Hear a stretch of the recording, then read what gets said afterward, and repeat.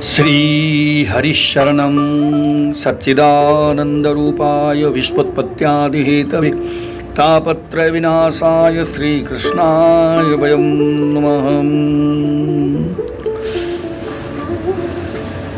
आद्य पुरुष कारणार्णवशायी का अभिन्न विग्रह या आविर्भाव है श्री गर्भोदशाई।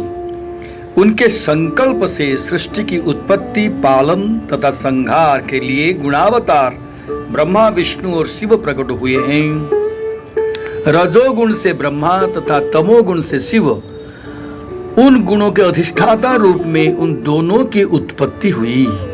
गर्भोदशाई स्वयं ही श्री विष्णु रूप में आविर्भूत हुई। वे सदा विशुद्ध सत्व मूर्ति हैं। मायिक सत्वगुण उनका स्पर्श नहीं करता।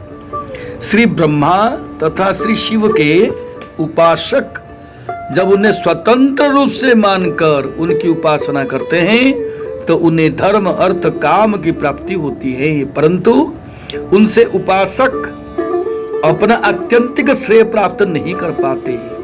जब उन्हें परमात्मा द्वितीय पुरुष श्री गर्भोदशाई का अंश मानकर साधक उनकी उपासना करते हैं तो उन्हें वास्तविक श्रेय की प्राप्ति होती है। श्री विष्णु, ब्रह्मा तथा शिव में जो तारतम्य है वह अधिष्ठानगत है, अर्थात जैसे मिट्टी के बने घड़े सुराही शकरों में स्पष्ट दिखता है, किंतु घड़े सुराही आदि में अधिष्ठानगत कोई भेद नहीं रहता, अर्थात सबका अधिष्ठाता एक ही मिट्टी हुआ करती है।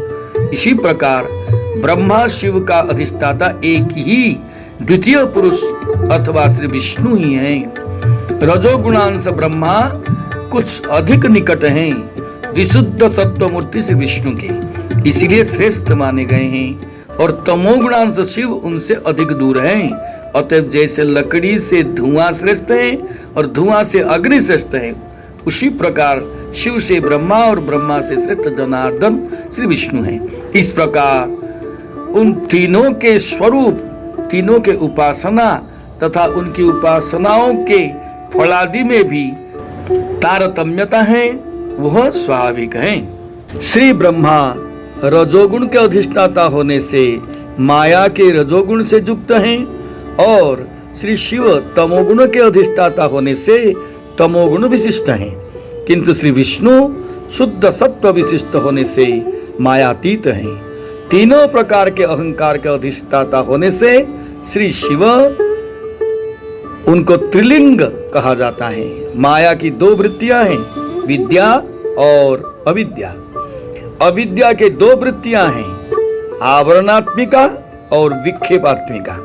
आवरणात्मिका बहिर्मुख जीव के स्वाभाविक ज्ञान को ढक देती है और विक्षेपात्मिका जीव को मायिक पदार्थ में मैं मेरा का अन्यथा ज्ञान उत्पन्न कराती है। जब जीव भगवान से बहिर्मुख होता है तब अविद्या का अपना काम शुरू हो जाता है, गुणों में जीव को आविष्ट कर देती है और इसीलिए इसका नाम बंधन है। जब भगवान की ओर जीव सन्मुख होता है तब मायिक गुणों का आवेश छूट जाता है और जीव स्वरूप का स्फुरण होता है। इसका नाम मोक्ष है। यह काम माया की विद्यावृत्ति का है, अतः माया ही बंधन और मोक्ष का कारण है। अविद्या के संसर्ग के बंधन और विद्या के उदय होने पर मोक्ष। स्वरूप शक्ति की कृपा से विद्या के द्वारा स्वरूप का स्फुरण होता है। श्री हरि माया के गुणों से परे हैं, अतः गुणातीत है और गुणातीत भजनीय तत्व है। उनके उपासक भी गुणातीत कहे जाते हैं। श्रीमद् भागवत में श्री सुखदेव जी ने कहा, परीक्षित, जिनकी कथा मैं तुम्हें सुना रहा हूँ, श्री भागवत में सर्वत्र बार बार उन्हीं विश्वात्मा श्री हरि का वर्णन है।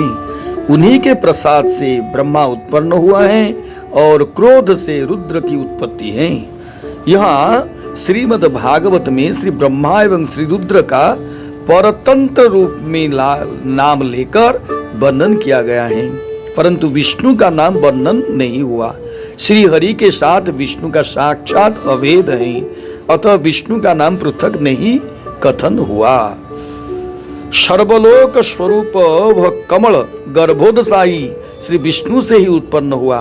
तदनंतर अव्यक्त शक्ति श्री विष्णु ने उसमें अंतर्जामी रूप से प्रवेश किया। नारायण उपनिषद में कहा गया है कि पुरुष नारायण गर्भोदशाई ने कामना या इच्छा की, फिर नारायण से ब्रह्मा उत्पन्न हुए। तदनंतर उस ब्रह्मा से समस्त भूत प्राणी प्रजा की सृष्टि हुई।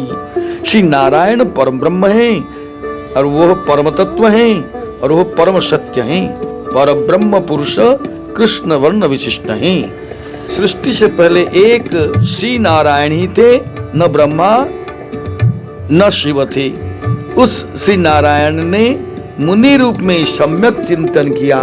तदनंतर उनसे विश्व हिरण्यगर्भ ब्रह्मा अग्नि वरुण रुद्र तथा इंद्र उत्पन्न हुए। अतः उन्हीं श्री हरि के ही वर्णन करना ही समीचीन है। श्रीमद् भागवत चौथा स्कंद 7वां अध्याय 54 श्लोक में श्री भगवान ने कहा, ब्रह्मा विष्णु और शिव हम तीनों एक स्वरूप हैं और समस्त प्राणियों का आत्मा हैं।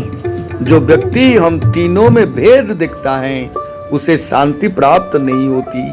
तथा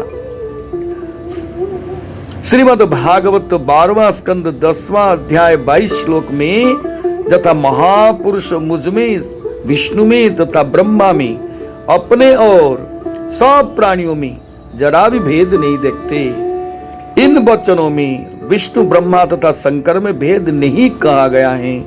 दूसरे पुराण में भी कहा गया है कि श्री विष्णु से ब्रह्मा और शिव को फिर न मानने से नरक में जाना पड़ता है। फिर पहले जो भेद या तारतम्यता का वर्णन हुआ है वो कैसे सत्य मानी जा सकती है? इसके उत्तर में कहते हैं यह सत्य है कि तीनों देवताओं में कोई भेद नहीं है। हम भी भेद प्रतिपादन नहीं करते हैं किंतु अभेद ही प्रतिपादन करते हैं, क्योंकि एक ही परम पुरुष रस भक्तिक अद्वय तत्व सृष्टि की उत्पत्ति पालन एवं संहार के लिए ब्रह्मा विष्णु और शंकर रूप में अवतीर्ण होता है और संहार तथा उत्पत्ति के कार्य संपन्न करने में शिव और ब्रह्मा उनके स्वभाव अधिकार अनुरूप पृथक पृथक दिखते हैं। ऐसा दिखने पर भी प्रलय कार्य में शिव का तथा सृष्टि उत्पत्ति कार्य में ब्रह्मा की स्वतंत्रता नहीं है, इनमें समर्थ नहीं है। दोनों उसी एक परम तत्व ईश्वर के द्वारा परिचालित होते हैं। दोनों पृथक पृथक स्वतंत्र ईश्वर नहीं है, दोनों विष्णु आत्मक ही हैं। अतः उन्हें विष्णु रूप ही मानना चाहिए। जय श्री कृष्ण।